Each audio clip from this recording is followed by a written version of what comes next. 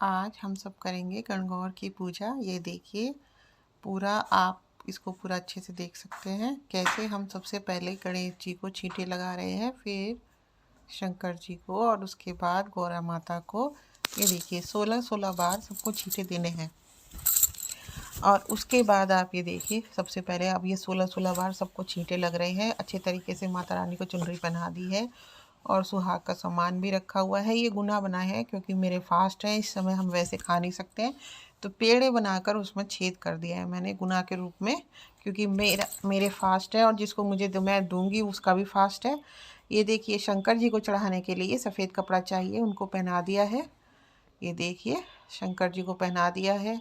और अब देखिए हम जो अपनी माता रानी है उनको हम चुन्नी पहनाएंगे, लाल रंग की चुन्नी। वैसे मैंने चुन्नी पहले ही पहना रखी है पूरी तस्वीर को, लेकिन ये ऐसे हम चुन्नी पहना रहे हैं अलग से भी श्रृंगार के उस पर। ये देखिए रेड कलर की छोटी सी चुन्नी, इसको हम पहना रहे हैं गौरा मैया को। ठीक है, ये देखिए इस तरीके से आप तस्वीर पर भी कर सकते हैं, और अगर आपके पास विग्रह है तो विग्रह पर तो बहुत ही अच्छी बात है अगर आप करें। और ये जो छींटे देने हैं अपने भी, सभी चूड़ियों, अपने सिंदूर, अपनी बिंदी सब पर देने हैं आपको। ये जनेऊ हम शिव जी को अर्पित करेंगे, सफ़ेद रंग का ये जनेऊ है, इसको हम शिव जी को ऐसे अर्पित करेंगे। ये देखिए है ना। और उसके बाद में अब ये कलावा है, ये कलावा गौरा माँ को, गणेश जी को और कार्तिकेय जी भी हैं इसमें, सबको हम अर्पित कर देंगे। और हमने जो है दीपक प्रज्वलित करा हुआ है, गेहूँ बिछा के कलश रखा हुआ है गेहूँ बिछा के, और यहाँ बॉक्स में सभी श्रृंगार की सामग्री है। तो इस तरीके से हम जो है ये देखिए सबको हमने जो है अब काजल भी लगा दिया है, और सिंदूर हम गौरा मैया को लगाएंगे, और जो काजल है वो ईश्वर जी को लगाएंगे, गणेश जी को, कार्तिकेय को भी हमने लगा दिया है। इस तस्वीर में पूरा संपूर्ण परिवार है शिव जी का। तो अब ये देखिए आप, ये सुहाग का सामान है, ये मैं अर्पित कर रही हूँ एक एक करके। और ये जैसे कुछ सामान ऐसा है जो हम गौरा मैया को अर्पित करके उसको अपने भी हम लगाएंगे। और ये बिंदी है जैसे कि, और कुछ जो मनसेंगे हम किसी को, जिसको भी ये, तो उसको भी उसके लिए हम भेजेंगे। ठीक है। तो देखिए मेहंदी भी जैसे कि हमने अर्पित की है, बिंदी भी हमने अर्पित की है ना। तो अब इसमें से एक बिंदी हम जो है माता रानी को लगाएंगे, फिर एक अपने आप भी धारण करेंगे इस बिंदी को।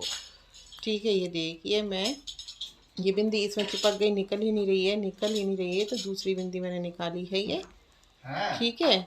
और उसके बाद में ये देखिए दीपक के नीचे आप कुछ भी अनाज हो उसको जरूर बिछा लीजिए। गेहूँ मिले तो गेहूँ बहुत ही अच्छी बात है, और गेहूँ ना मिले तो अक्षत आप जो है साबुत बिछा सकते हैं। ठीक है। ये देखिए आपको गुना मेरे दिखाई दे रहे होंगे, ये मावे से और बूरे से शुद्ध एक घर में तैयार किए गए हैं। ये देखिए इसमें दूब भी रखी है यहाँ पे, और वो कलश रखा है हमारा। ये देखिए बिंदी स्वयं भी धारण करनी है माता को लगा करके। और उसके बाद में अब ये देखिए आपको मेहंदी भी माँ को भी लगानी है और फिर खुद के भी लगानी है।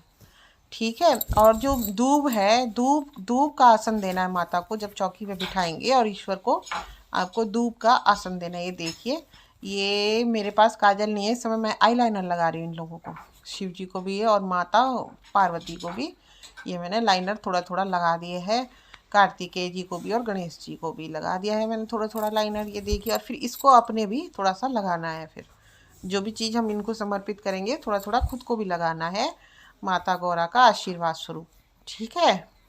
अब ये देखिए इसके बाद में अब ये मेहंदी है, अब ये हम मेहंदी लगाएंगे माँ गौरा को थोड़ी सी। ये देखिए, और ईश्वर जी को भी लगाएंगे, यानी शिव जी को भी थोड़ी थोड़ी मेहंदी लगा रहे हैं हम। ये आप लोग देख सकते हैं। ये देखिए ये लगा रही हूँ मैं गौरा मैया को भी, और फिर मैंने अपने हाथ में भी थोड़ी सी मेहंदी, चाहे आप नेक ही करें, चाहे आपने पहले से मेहंदी लगा रखी हो, फिर भी थोड़ा सा आपको करना ज़रूरी है, और आप लगा लीजिए। ठीक है, लगा लिया आपने।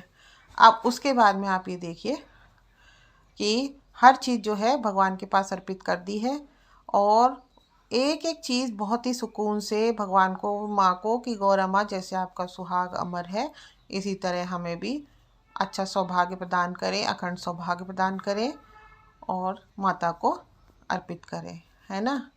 अब उसके बाद में अब हम हल्दी तैयार करेंगे ऊपर बिंदी लगाने के लिए। और सबसे पहले देखिए हम सिंदूर की टिकिया देंगे। ये वाइट पेपर चिपका रखा है पहले से ही, इस पर देंगे क्योंकि पेंट है, पेंट फिर ख़राब हो जाते हैं। और फिर अगर किराए के मकान में रहते हैं, जिस तरीके से हम लोग किराए के मकान में रहते हैं, तो मकान मालिक भी बोलेगा भाई मेरा पेंट ख़राब कर दिया।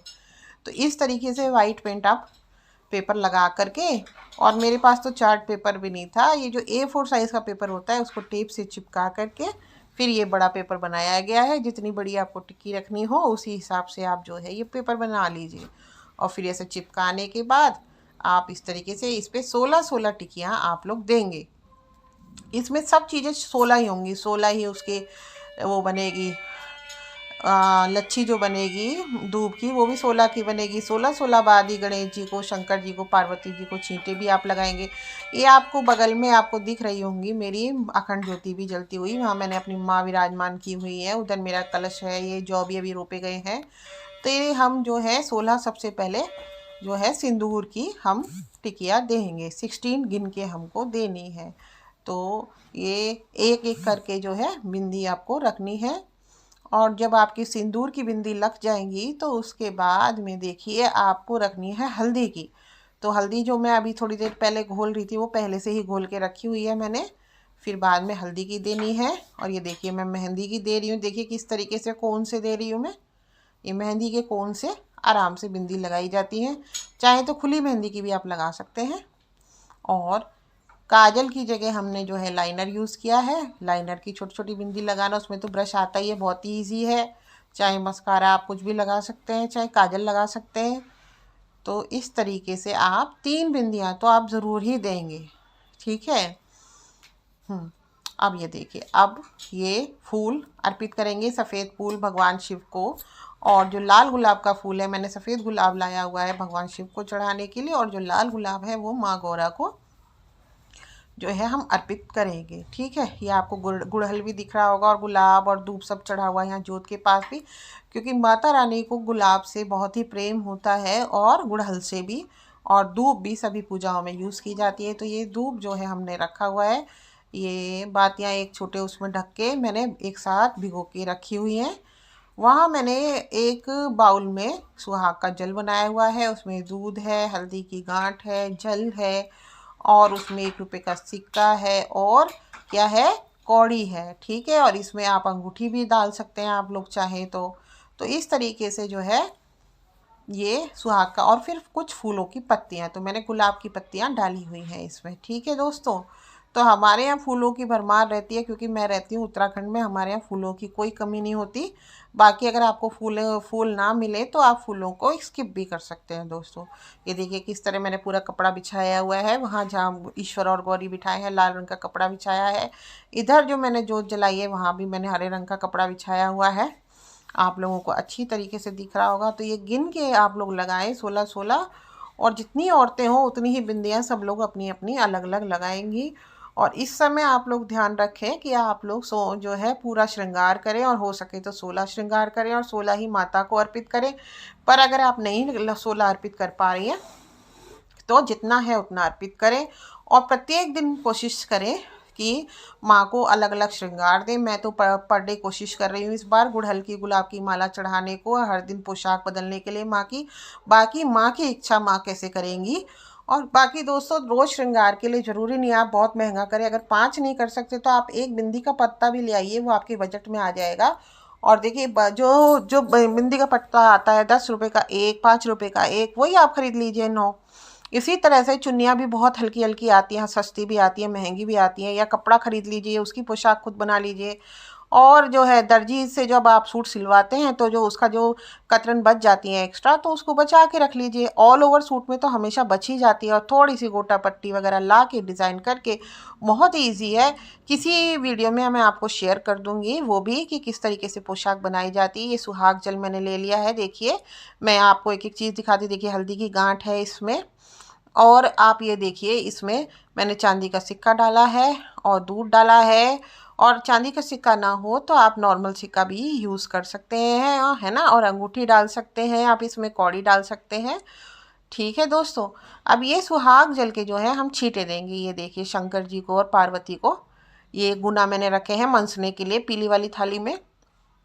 तो देखिए अब ये छींटे देंगे हम। ये मैंने लड़ी बनाई हुई है पूरी की पूरी, या तो आप इसको सूत से बांध सकते हैं या फिर खुद ही धूप से ही, धूप की जो गांठ होती है पूरी बंध जाती है छींटे डालने देने के लिए। देखिए ठीक है, 1 2 3 4 5 6 7 8 9 10 11 12 13 14 15 16, तो 16 बार जो है ये मैं गौरा माँ को और शिव जी को और ये अपने सारे श्रृंगार के सामान को भी जो है छींटे आप देख रहे हैं कि दे रही हूँ।